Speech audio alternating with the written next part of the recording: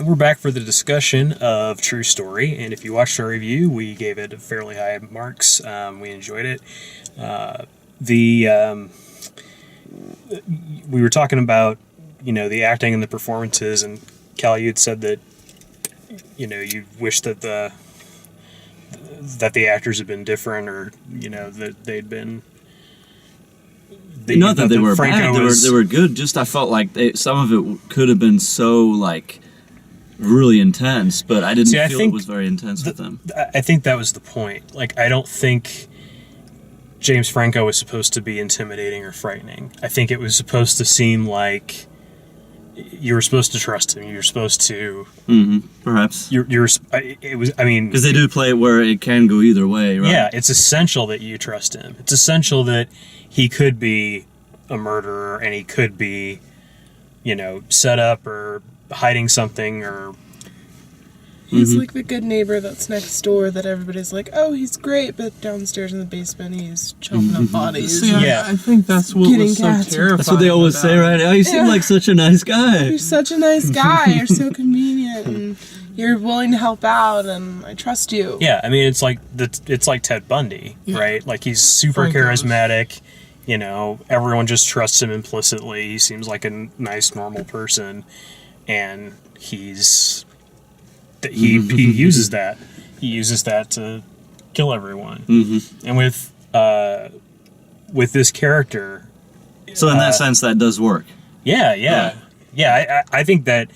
I think that's what they were going for. Yeah. I don't think they were going for. I was more thinking just there's so many shots of the prison thing, and those are usually set up to be ooh, he's kind of, there's a weight to him. There's an intimidation thing. He could be that, but I didn't feel that. But when you say that, then yeah. See, I got could equally be the nice guy. I got the Ted Bundy feel off of him. He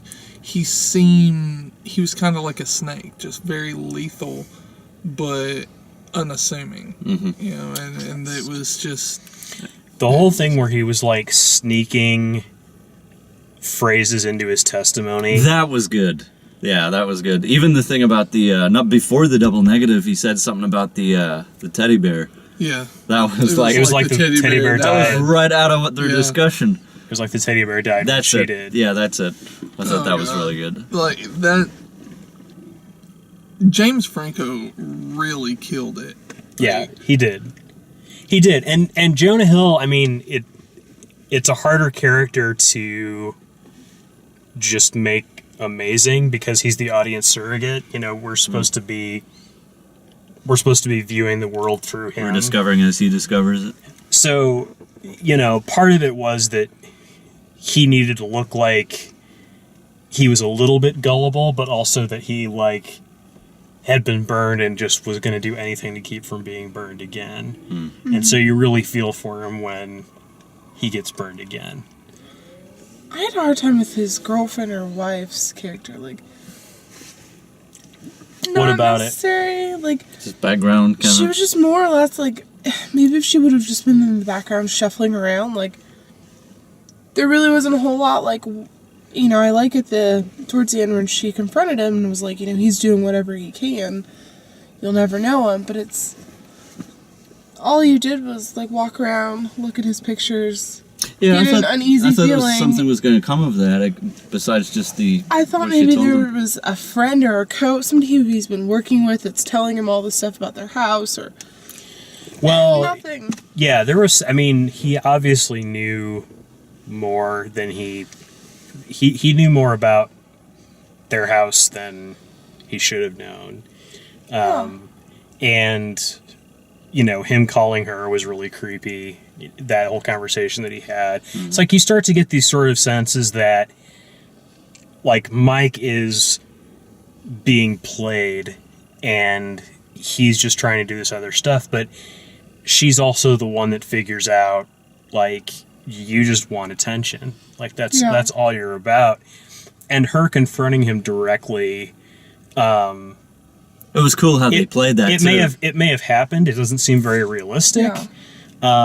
But I thought that was an interesting way of looking at it. The other thing that hit me a lot was that they kept trying to sort of, there was this whole dynamic of we're so much the same.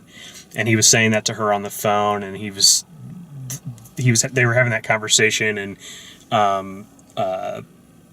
Longo, the Franco's character, just kept sort of trying to reinforce that, we've been through the same things, we're in the same kind of boat.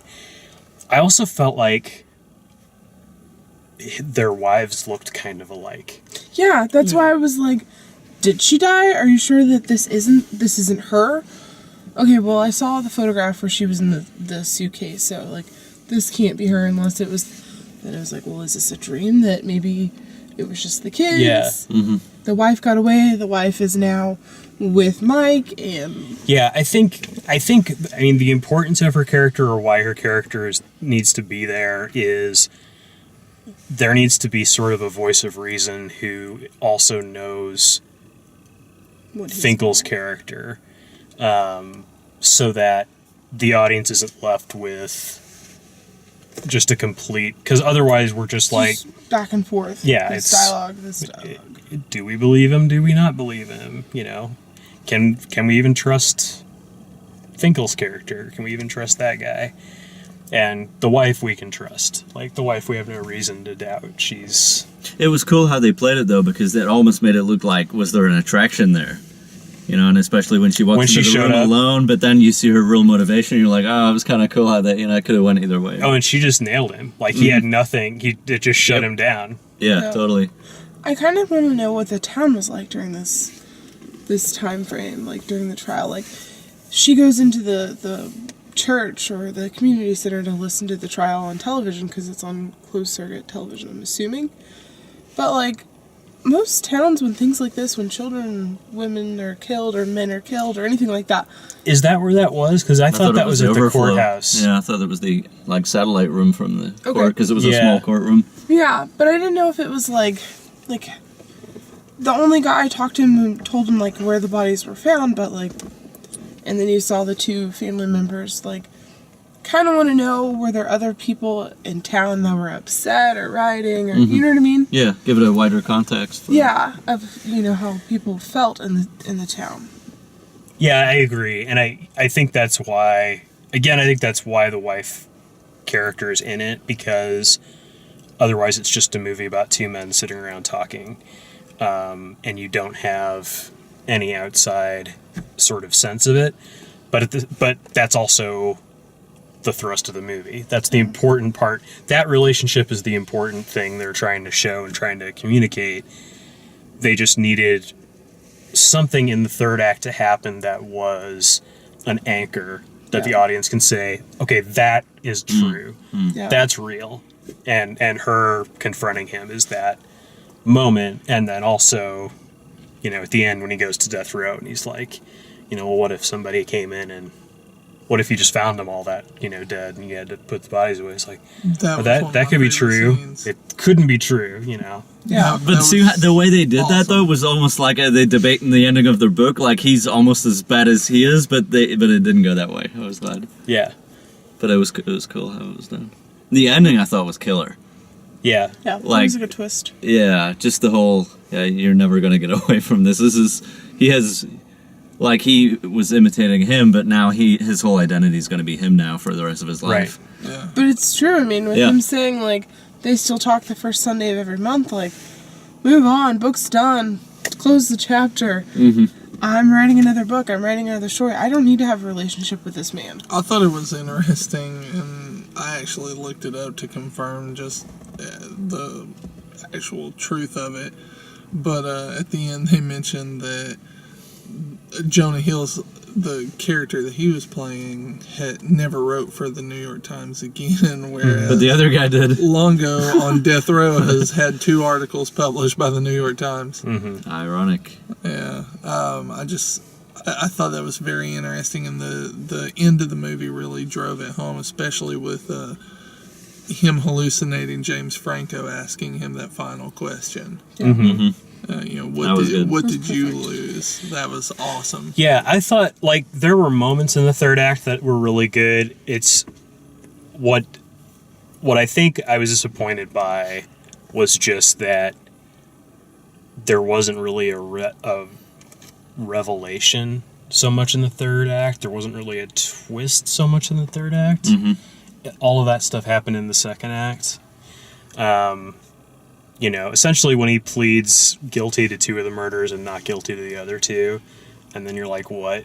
Yeah. And that's sort of the last of the real twists, and then he tries to pull this off, and it's like, no, he's lying, and, you know, that's all sort of figured out, but then it's, okay, well, what's left to do? And that, to me, is more, it indicates more that this is based on a true story, and it's told as truly as possible, so it doesn't necessarily have a bang of a third act. Yeah.